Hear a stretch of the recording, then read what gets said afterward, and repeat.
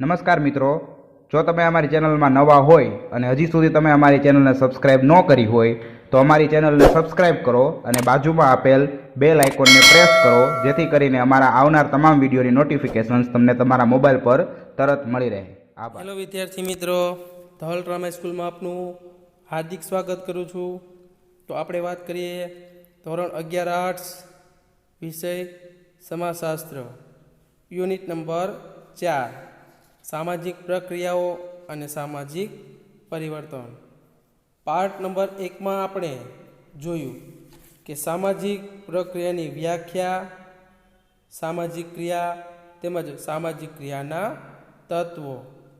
હવે part number 2માં આપણે આંતરક્રિયા વિશે વાત કરવાની છે કે સામાજિક આંતરક્રિયા, જેમાં સામાજિક આંતરક્રિયાના લક્ષણો, તે સામાજિક આંતરક્રિયાના સ્વરૂપના પ્રકારો, તેમજ એમાં અલગ અલગ રીતે સહકારના પ્રકારો, સ્પર્ધાના પ્રકારો અને સંઘર્ષના પ્રકારો, એની વિશે આપણે પાર્ટ નંબર 2માં માહિતી મેળવવાની છે. તો આપણે વાત કરીએ સામાજિક આંતરક્રિયા, કે સમાજમાં માનવીઓ એકબીજા સાથે અનેકવિધ રીતે સંબંધોમાં આવતા હોય છે. જેમ કે દુકાનદાર ગ્રાહક, માલિક નોકર, શિક્ષક વિદ્યાર્થી, આવા અનેકવિધ સામાજિક સંબંધોમાં એકબીજા સાથે ગૂંથાઈને સમાજ રચાય છે. કેમ કીધું કે દુકાનદાર અને ગ્રાહક, કે જ્યારે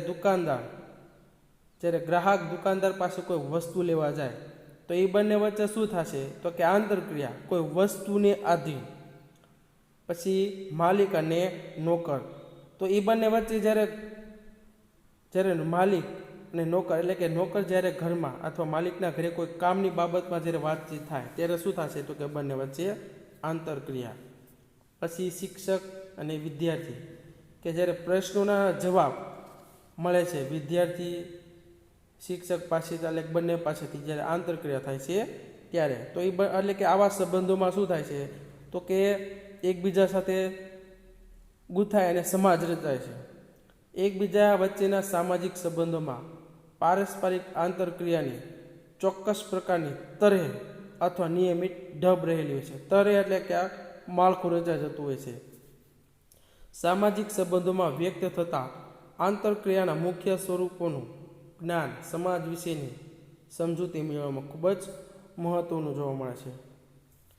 સામાજિક આંતરક્રિયાનો ખ્યાલ સામાજિક ક્રિયાના સંદર્ભમાં જ સમજી શકાય છે, જે આગળ આપણે શીખી લીધો છે. કારણ કે તે પારસ્પરિક ક્રિયા છે. સામાજિક આંતરક્રિયા એટલે બે કે તેથી વધુ એટલે કે વ્યક્તિઓ વચ્ચેની પારસ્પરિક સામાજિક ક્રિયા છે. વ્યક્તિ અને વ્યક્તિ, વ્યક્તિ અને જૂથ, જૂથ અને જૂથ વચ્ચેની સભાનતાપૂર્વકની અર્થપૂર્ણ પારસ્પરિક ક્રિયા એટલે સામાજિક ક્રિયા. કે તમે જુઓ છો કે સામાજિક આંતરક્રિયા કેવી, કે બે વ્યક્તિઓ વચ્ચે વાત, વ્યક્તિઓ વચ્ચે વાત, વ્યક્તિ અને જૂથ વચ્ચે વાત, જૂથ અને જૂથ વચ્ચેની વાત સભાનતાપૂર્વકની અર્થપૂર્ણ રીતે પારસ્પરિક ક્રિયા એટલે કે સામાજિક ક્રિયા. દાખલા તરીકે બે મિત્રો વચ્ચેનો વાર્તાલાપ, શિક્ષક અને વિદ્યાર્થીઓ વચ્ચે પ્રશ્નોત્તરીની વાત, એટલે કે પ્રશ્નોત્તરીની ચર્ચા, કે જેને આપણે એક આંતરક્રિયાના માળખા તરીકે આપણે એને ઓળખી શકાય છે. ત્યારબાદ સામાજિક આંતરક્રિયાની એટલે કે સામાજિક આંતરક્રિયાની સમજૂતી આપતા ડેવિસ જણાવે છે કે સામાજિક આંતરક્રિયા માટે સંપર્ક જરૂરી છે અને સંપર્ક માટે ભૌતિક કે સંવેદના વાહક એટલે કે માધ્યમની જરૂર પડે છે. કે કોઈ વ્યક્તિ સાથે વાતચીત કરવા માટે ભૌતિક કે સંવેદના કે સંદેશો મોકલવા માટે માધ્યમો આપણે જોવો છો કે ટેલિફોન છે, ટેલિવિઝન છે, કોમ્પ્યુટર છે, કે આ એટલે કે એ ભૌતિક સાધનોની જરૂર પડે છે. એટલે કે સામાજિક આંતરક્રિયામાં પરસ્પર ક્રિયા કરતી હોય વ્યક્તિઓ કે જૂથ ક્રિયા માટે કોઈ માધ્યમનો ઉપયોગ કરે છે. આવું માધ્યમ ભાષા, વાણી, અંગચેષ્ટા, હાવભાવ કે કોઈ પણ પ્રકારની શરીર ભાષા હોઈ શકે છે. ઉપરાંત રેડિયો, ટીવી, વર્તમાનપત્રો, ફિલ્મો, સોશિયલ મીડિયા જેવા સમૂહ માધ્યમોનો પણ ઉપયોગ ઉપયોગ થઈ શકે છે. જો કે આવું માધ્યમ સામાજિક અર્થ ધરાવતું હોવું જોઈએ. સામાજિક આંતરક્રિયાની વ્યાખ્યા સોરોકિનના મત સોરોકિન વ્યાખ્યા આપતા જણાવે છે કે આંતરક્રિયા એવી ઘટના છે કે જેમાં એક પક્ષ બીજા પક્ષની બાહ્ય કે માનસિક જીવન ઉપર અસર કરે છે. કે તમે જુઓ છો કે જે ચિત્રમાં જે સામાજિક આંતરક્રિયા થઈ રહી છે કે લોકો એકબીજાની સમકક્ષ આંતરક્રિયા અને માનવ જીવન ઉપર શું અસર થશે એના વિશે ઘણી ઊંડાણપૂર્વકની ચર્ચાઓ કરી રહ્યા છે. કે એ ચિત્રમાં તમને શું જોવા મળે છે તો કે આ જ પ્રકારનો એક ભાવ જોવા કે ઉપરની વ્યાખ્યાઓ પરથી આંતરક્રિયાનો અર્થ અર્થ કરતાં કહી શકાય કે કોઈ પણ બે કે તેથી વધુ વ્યક્તિઓ કે જૂથ પ્રત્યે પ્રત્યક્ષ કે પરોક્ષ રીતે સંદેશા વ્યવહારના માધ્યમો દ્વારા એકબીજાના આંતરિક કે બાહ્ય વર્તન ઉપર અસર નિપજાવતી હોય એવી ઘટનાને સામાજિક આંતરક્રિયા કહેવાય છે. દાખલા તરીકે શિક્ષક વિદ્યાર્થીને શીખવે, બે વ્યક્તિ ઝઘડે કે લડાઈ કરે વગેરે. આને આપણે એક સામાજિક આંતરક્રિયાનો ભાગ આપણે કહી શકાય છે. ત્યારબાદ આપણે વાત કરીએ સામાજિક આંતરક્રિયાના લક્ષણો. કે સામાજિક આંતરક્રિયાને વધુ સ્પષ્ટ સમજવા તેના લક્ષણો સમજવા જરૂરી છે. તો જોઈએ કે લક્ષણો, સામાજિક આંતરક્રિયાના લક્ષણો કે બે કે તેથી વધુ પક્ષો, માધ્યમ અને પારસ્પરિક અસર. તો આપણે પહેલું લક્ષણ જોઈએ કે બે કે તેથી વધુ પક્ષો. સામાજિક આંતરક્રિયા એક વ્યક્તિથી થતી નથી.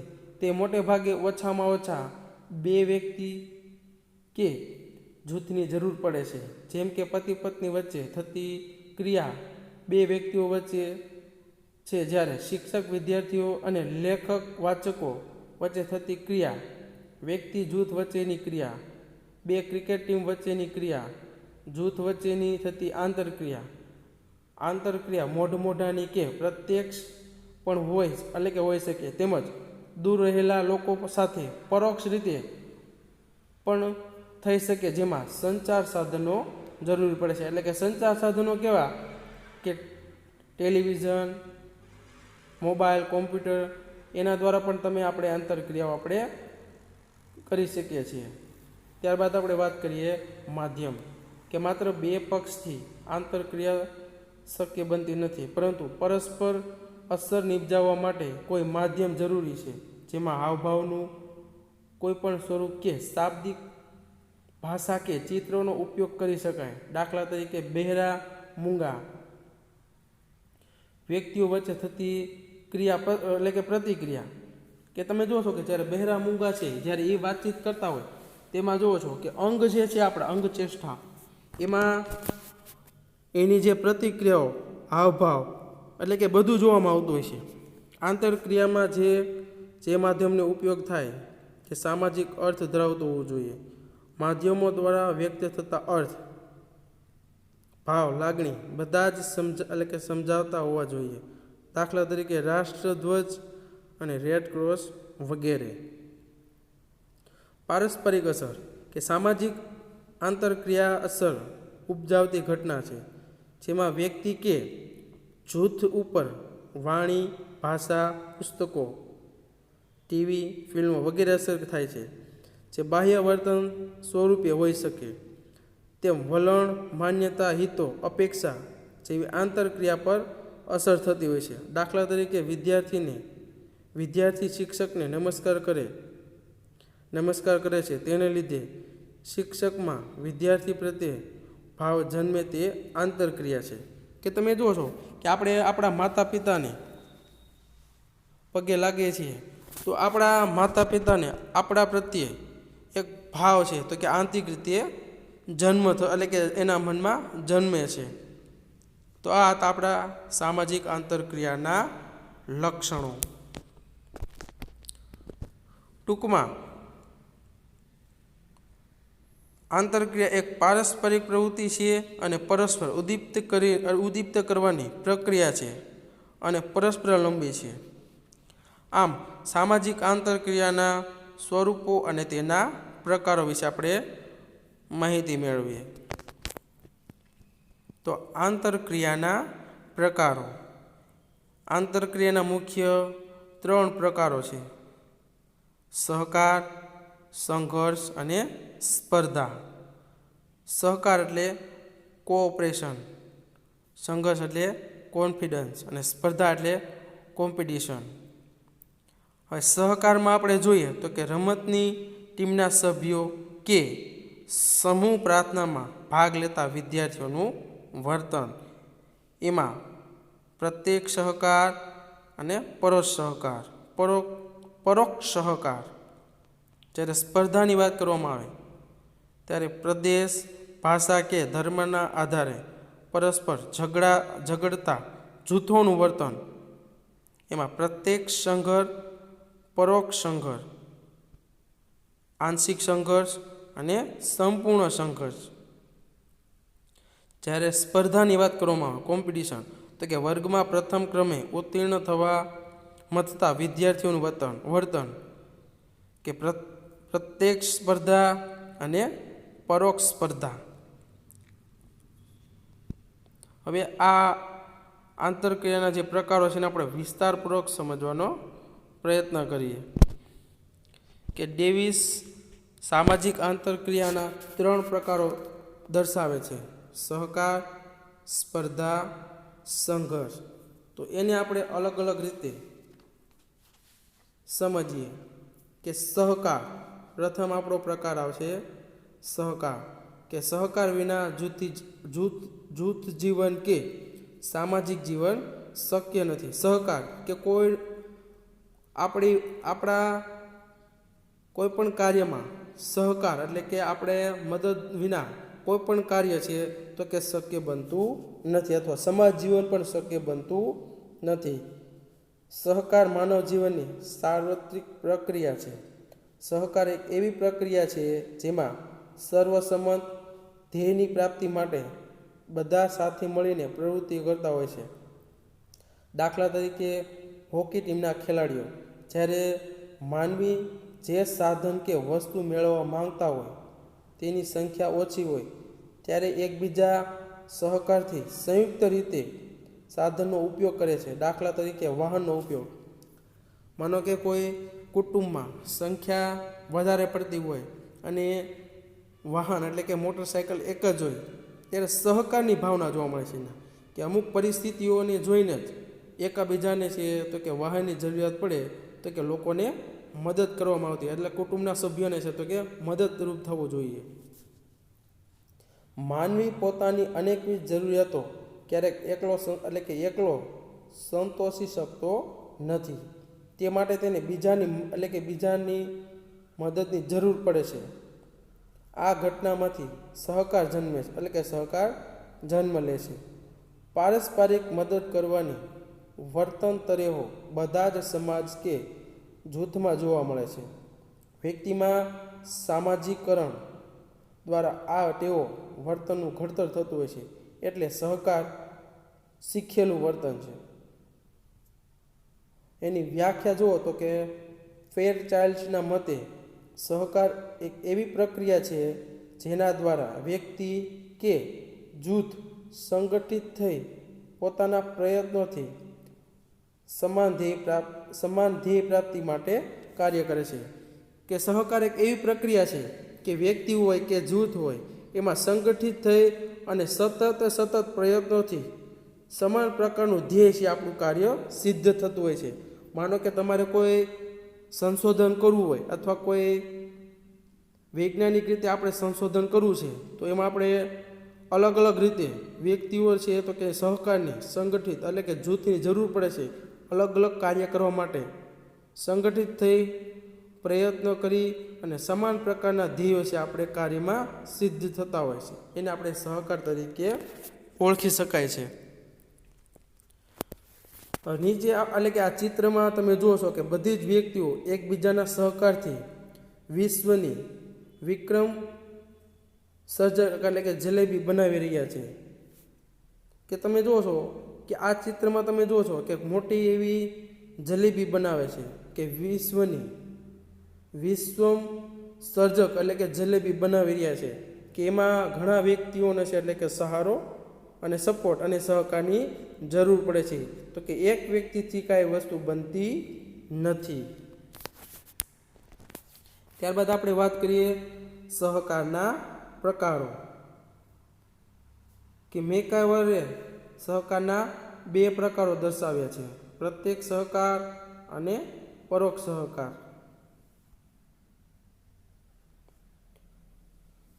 કોઈ વ્યક્તિ કે જૂથની પ્રાપ્તિમાં બીજી વ્યક્તિ કે જૂથ પ્રત્યક્ષ રીતે મદદરૂપ થાય તેને પ્રત્યક્ષ સહકાર કહેવાય. કે પ્રત્યક્ષ સહકાર કેવું કે કોઈ વ્યક્તિ કે જૂથની ધ્યેય પ્રાપ્તિમાં બીજી વ્યક્તિ કે જૂથ પ્રત્યક્ષ રીતે મદદરૂપ કરે. કે આપણે જ્યારે આપણા જૂથમાં આપણે આપણે આપણા ધ્યેય પ્રાપ્તિ માટે આપણે કોઈ બીજી વ્યક્તિ અથવા આપણે કોઈ બીજું જૂથ છે એ મદદરૂપ થાય તેને પ્રત્યક્ષ સહકાર કહેવાય છે. કે ધ્યેય પ્રાપ્તિ માટે સીધો અને સંયુક્ત પ્રયાસ કરે તેને પ્રત્યક્ષ સહકાર કહેવાય છે. દાખલા તરીકે બાળકો સાથે મળીને કોઈ રમત રમે, મજૂરો ભેગા મળીને વજનદાર વસ્તુ ઉપાડે. પ્રાથમિક જૂથોમાં પ્રત્યક્ષ સહકાર કેન્દ્ર સ્થાને હોય છે. કે પ્રાથમિકમાં એટલે કે પ્રત્યક્ષ સહકાર કેવો કે વિદ્યાર્થીઓને સમકક્ષ જઈ એની સાથે વિદ્યાર્થી બની અને એ પ્રકારનું એને માર્ગદર્શન આપી સહકાર બની એવા માર્ગદર્શનને પ્રત્યક્ષ સહકાર અથવા પ્રાથમિક જૂથનું પ્રત્યક્ષ સહકાર આપણે કહી શકાય છે. પ્રત્યક્ષ સહકાર માનવીને માનસિક સંતોષ પૂરો પાડે છે. ત્યારબાદ આપણે વાત કરીએ પરોક્ષ સહકાર.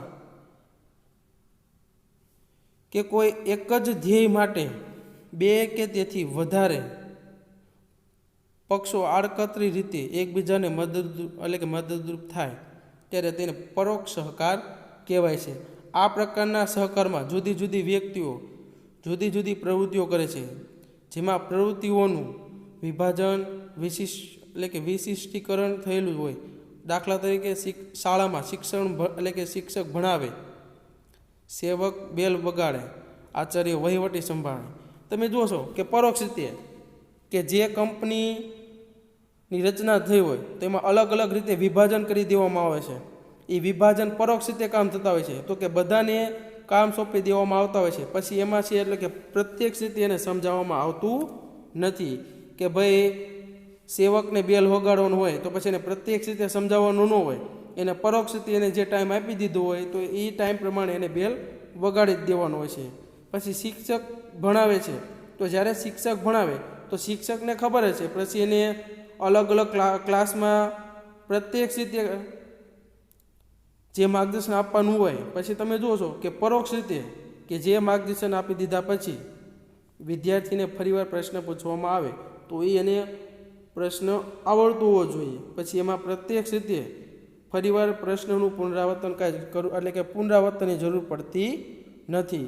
તો આ હતા આપણા સહકારના પ્રકારો, જે મેકાવરે સહકારના 2 પ્રકારો દર્શાવ્યા હતા. ત્યારબાદ આપણે વાત કરીએ સ્પર્ધા. સ્પર્ધા આંતરક્રિયાનું એવું સ્વરૂપ છે જેમાં 2 કે તેથી વધુ પક્ષોનું ધ્યેય એટલે કે ધ્યેય એક જ હોય છે. કે સ્પર્ધા કેવી કે 2 પક્ષો એનું એક જ ધ્યેય હોય છે. માનો કે ક્રિકેટની ટીમમાં વિજેતા થવા માટે ઇન્ડિયા અને ઓસ્ટ્રેલિયા એનું બેયનું ધ્યેય એક જ હોય છે, જીતવું. કે ભારત અને ઓસ્ટ્રેલિયા ક્રિકેટ રમે છે પણ બંનેનું ધ્યેય કેવું હોય છે, એક જ હોય છે. પરંતુ બીજા પક્ષની પહેલાં ધ્યેય પ્રાપ્ત કરવા માટે પ્રયત્ન કરે છે. બંને પક્ષો એકબીજાને ધ્યેય પ્રાપ્તિમાંથી બાકાત રાખી ધ્યેય પ્રાપ્ત કરવા માટે પ્રયત્ન કરે છે. દાખલા તરીકે બોર્ડની પરીક્ષામાં પ્રથમ આવવાની સ્પર્ધા. બીજા ઉદાહરણ તરીકે જોઈએ તો ચિત્રમાં દર્શાવ્યું છે કે એટલે કે દર્શાવ્યું મુજબ કે દોડની સ્પર્ધામાં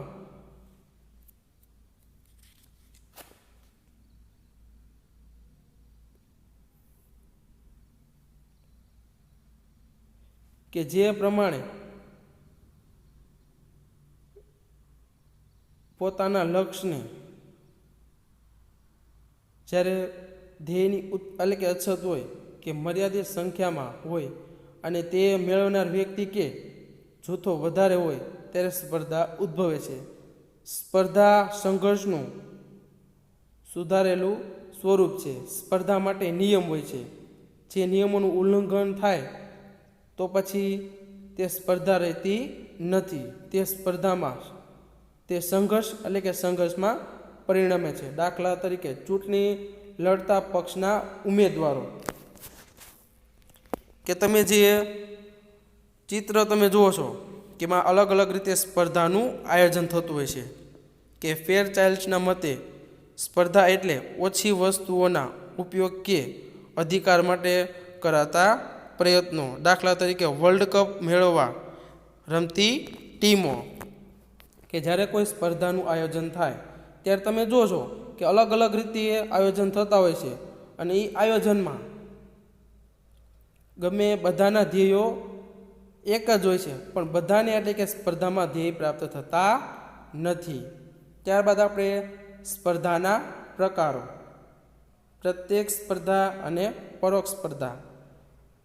તો વાત કરીએ પ્રત્યક્ષ સ્પર્ધા કે હરીફો એટલે કે મોઢાનો સંપર્ક ધરાવતા હોય અને ભૌતિક રીતે નિકટ હોય તેઓ એકબીજાના હરીફથી સભાન હોય અને નિયમિતથી આધીન રહી પરસ્પર એકબીજા પહેલાં ધ્યેય પ્રાપ્ત કરવા પ્રયત્ન કરે તેને પ્રત્યેક સ્પર્ધા કહેવાય છે. દાખલા તરીકે વર્ગમાં પ્રથમ નંબર લાવવા માટેની સ્પર્ધા અને દોડમાં નંબર લાવવાની સ્પર્ધા. એટલે એ કેવો છે કે પ્રત્યક્ષ કે તમારી સમકક્ષ તમારી સામે છે તે સ્પર્ધા કે તમે દોડો છો બધાની સાથે દોડો છો એ કેવી છે પ્રત્યક્ષ. પછી વર્ગખંડમાં પ્રથમ લાવવાની સ્પર્ધા તો એમાં તમે જુઓ છો કે બધા વિદ્યાર્થીઓની સમકક્ષ આ એટલે કે સ્પર્ધા યોજાતી હોય છે. ત્યારબાદ પરોક્ષ સ્પર્ધા કે હરીફો પરસ્પરથી વંચિત ન હોય, મોઢાનો સંપર્ક ન હોય તેમજ પરસ્પરની હાજરીની સભા ન હોય છતાં એકબીજા પહેલાં ધ્યેય પ્રાપ્ત કરવાનો પ્રયત્ન કરતા હોય તેને પરોક્ષ સ્પર્ધા કહેવાય છે. દાખલા તરીકે બજાર હરીફાઈ, બેંકમાં નોકરી મેળવવા પરીક્ષા આપતા ઉમેદવારો. કે પરોક્ષ સ્પર્ધા કેવી કે તમે કોઈ અલગ અલગ રીતે એક્ઝામ આપો છો. માનો કે તમારે બેંકમાં નોકરી મેળવે તો તમારે પરીક્ષા આપવી પડે છે. પછી તમારે કોઈ અલગ અલગ રીતે એક્ઝામ આપવી હોય તો તમે જુઓ છો કે ઘણીવાર તમને તમારી પરોક્ષ રીતે એક્ઝામ લેવાતી હોય છે, ઇન્ટરવ્યૂ લેવાતા હોય છે કે જેથી કરીને તમે સ્પર્ધામાં છે તો કે તમારું સિલેક્શન થતું હોય છે. લોકો બીજા કરતાં વધુ પ્રતિષ્ઠા કે ખ્યાતિ કે દરજ્જો મેળવવા પ્રયત્ન કરે તો તે પરોક્ષ સ્પર્ધાના ઉદાહરણ છે. કે તમારે તમારું પ્રતિષ્ઠા કે ખ્યાતિ કે દરજ્જો મેળવવો હોય અને તમે જે પ્રયત્ન કરો છો તો તેને પરોક્ષ સ્પર્ધા કહેવાય છે. કે તમારે પરીક્ષા પાસ કરવી હોય તો તમે ઘરે બેઠા જે વાંચન કરો છો એ પરોક્ષ સ્પર્ધાનું ઉત્તમ ઉદાહરણ છે. તો આ હતી આપણી સ્પર્ધાના પ્રકારો. ત્યારબાદ આપણે વાત કરીએ સંઘર્ષ.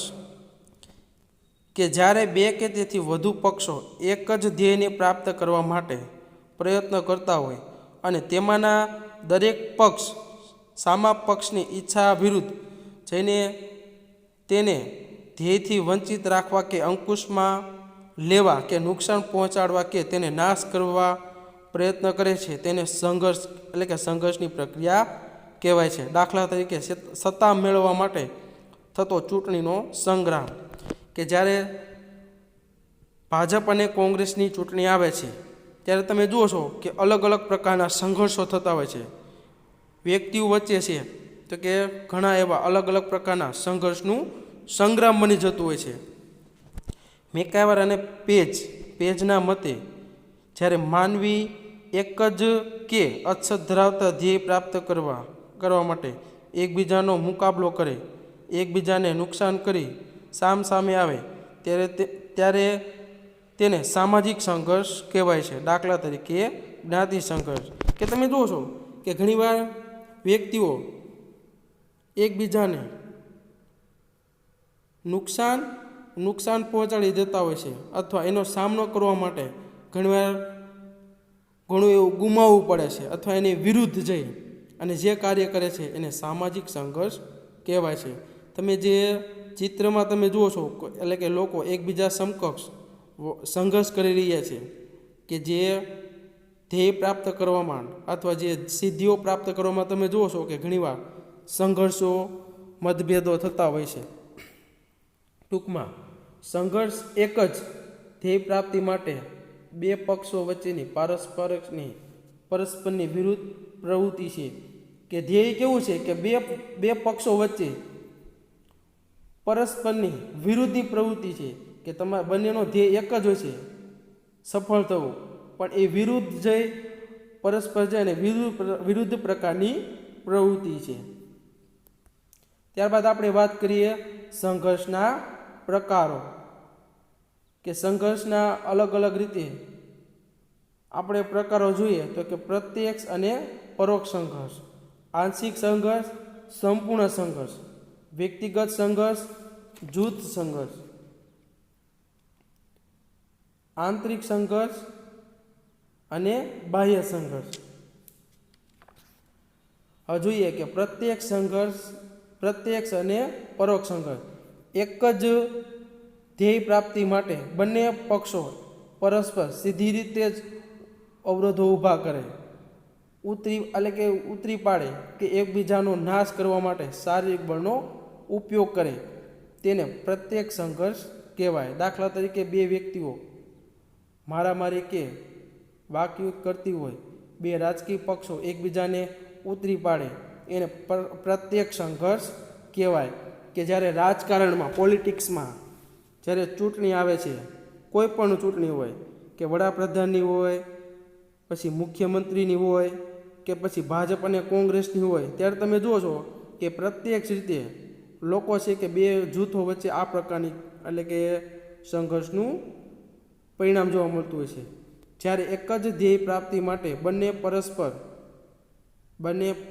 પરસ્પર એટલે કે પરોક્ષ કે આડકતરી રીતે અવરોધ ઊભો કરે તેને પરોક્ષ સંઘર્ષ કહેવાય છે. દાખલા તરીકે શીત યુદ્ધ કે બે કંપનીઓ વચ્ચેના પ્રચારનું યુદ્ધ. કે તમે જુઓ છો કે ઘણીવાર સંઘર્ષમાં કે પરોક્ષ રીતે કે ઘણીવાર તમે જુઓ છો કે ચૂંટણી આવે ત્યારે અલગ અલગ રીતે લોકોને જમાડવામાં આવે, પ્રોગ્રામ કરવામાં આવે કે પ્રચાર કરવામાં આવતો હોય છે. ભાઈ અમારા કોંગ્રેસમાં આ પ્રકારનું આયોજન થશે, તમને રસ્તાઓ બનાવી દેશે, આ પ્રકારની આપણે બિલ્ડિંગો થશે. પછી એવી જ રીતે ભાજપવાળા તો એ પ્રકારની તમારી સમકક્ષ ડિમાન્ડ રાખશે કે તમને ભાઈ આ પ્રકારના નોકરીમાં તમને લેવામાં આવશે, આ પ્રકારની વ્યવસ્થા કરી દેશું, વ્યવસ્થિત રસ્તા ગટર બધું વ્યવસ્થિત બનાવી દેશું પરોક્ષ રીતે. તો તમે જુઓ છો કે એના પ્રચાર થતા હોય છે કે જેથી કરીને છે એક સંઘર્ષનું પરિણામ ઉદ્ભવતું હોય છે. તો આ હતો આપણો પ્રત્યક્ષ અને પરોક્ષ સંઘર્ષ. ત્યારબાદ આપણે વાત કરીએ આંશિક સંઘર્ષ અને સંપૂર્ણ સંઘર્ષ. કે બે પક્ષો એક જ ધ્યેય પ્રાપ્ત કરવા એકબીજાથી વિરુદ્ધ પ્રવૃત્તિ કરતા હોય અને બંને પક્ષો વચ્ચે કરાર કે સંમતિ શક્ય હોય તેવા સંઘર્ષને આંશિક સંઘર્ષ કહે છે. દાખલા તરીકે મજૂરો માલિકો વચ્ચેનો સંઘર્ષ જે સંમતિ કે કરાર દ્વારા નિવારી શકાય. કે તમે જોશો કે ઘણીવાર કે બંને પક્ષોને કરાર કરી લીધો હોય છે. માનો કે તમે કોઈ કોન્ટ્રાક્ટ નોકરી ઉપર સાઇન કરો છો તો તમે જોશો કે તમારા કરારમાં ઘણીવાર 11 માસનો કરાર કરી લીધો હોય તો તમને નોકરીમાંથી કાઢી શકતા નથી, અથવા તમે નોકરી મૂકી શકતા નથી. પછી તમે ગમે એટલો સંઘર્ષ કરો આંશિક રીતે કે જવાનો પ્રયત્ન કરો પણ તમે નોકરી મૂકી શકતા નથી. જ્યારે સંપૂર્ણ પ્રકારનો સંઘર્ષ એટલે કે જેમાં ભાગ લેનાર દરેક પક્ષ સામસામા પક્ષનો નાશ કરવા પ્રયાસ કરે છે, એટલે કે આવા સંઘર્ષમાં સંમતિ કે કરાર શક્ય નથી. એટલે દાખલા તરીકે બે રાષ્ટ્રો વચ્ચે થતું યુદ્ધ, પ્રત્યક્ષ કે પરોક્ષ, આંશિક અને સંપૂર્ણ સંઘર્ષ, વ્યક્તિગત કે જૂથ સંઘર્ષ પણ હોઈ શકે તથા આંતરિક અને બાહ્ય સંઘર્ષો પણ હોઈ શકે. તમે જુઓ છો કે ભારત અને પાકિસ્તાન આ બંને વચ્ચે જે યુદ્ધો થાય છે એ સંપૂર્ણ રીતે પૂર્ણ જ નથી થતા, એ સતત ને સતત સંઘર્ષ ચાલ્યા જ કરે છે. ત્યારબાદ આપણે વાત કરીએ વ્યક્તિગત અને જૂથ સંઘર્ષ. બે વ્યક્તિઓ વચ્ચેના સંઘર્ષને વ્યક્તિગત સંઘર્ષ કહેવાય છે. દાખલા તરીકે પતિ પત્ની વચ્ચેનો અને બે મિત્રો વચ્ચેનો સંઘર્ષ. જ્યારે બે જૂથો વચ્ચે સંઘર્ષ તેને જૂથ સંઘર્ષ કહેવાય. દાખલા તરીકે બે જ્ઞાતિ વચ્ચેનો સંઘર્ષ ઉપયુક્ત બંને સંઘર્ષ પ્રત્યક્ષ કે પરોક્ષ સ્વરૂપના તેમજ આંશિક કે સંપૂર્ણ એટલે કે સ્વરૂપના હોઈ શકે. ત્યારબાદ આપણે વાત કરીએ આંતરિક અને બાહ્ય સંઘર્ષ. કે કોઈ જૂથના સભ્યો વચ્ચે પરસ્પર પ્રત્યક્ષ કે પરોક્ષ સંઘર્ષ હોય તેવા સંઘર્ષને આંતરિક સંઘર્ષ કહેવાય. દાખલા તરીકે કુટુંબના પિતા પુત્ર વચ્ચેનો સંઘર્ષ. જ્યારે એક જ જૂથ બીજા જૂથના સાથેના સંઘર્ષમાં હોય ત્યારે તેને બાહ્ય સંઘર્ષ કહેવાય. દાખલા તરીકે કોમી સંઘર્ષ. પ્રત્યેક સંઘર્ષની માત્ર કે તીવ્રતામાં તફાવત હોઈ શકે તેમજ તે અસરકારક રીતે અબોલાથી માંડીને પરસ્પરનો નાશ એટલે કે નાશ કરવા માટે સુધીનો હોય છે. તો આપણો પાર્ટ નંબર 2 અહીંયા પૂર્ણ કરીએ છીએ, જેમાં આપણે સામાજિક આંતરક્રિયાના લક્ષણોથી માંડી એના પ્રકારોથી અલગ અલગ પ્રકારો વિશે આપણે માહિતી મેળવીએ. તો આપણા પાર્ટ નંબર 2 ને વ્યવસ્થિત રીતે શાંતિથી જુઓ, સમજો એટલે કે વિચારો, જેથી કરીને આપણે આવનારી પરીક્ષાઓ એક્ઝામમાં તમને ઉપયોગમાં આવે, કે જેથી કરીને આપણે ખોટું ગોખવું ન પડે. Thank you for have a nice day. આભાર.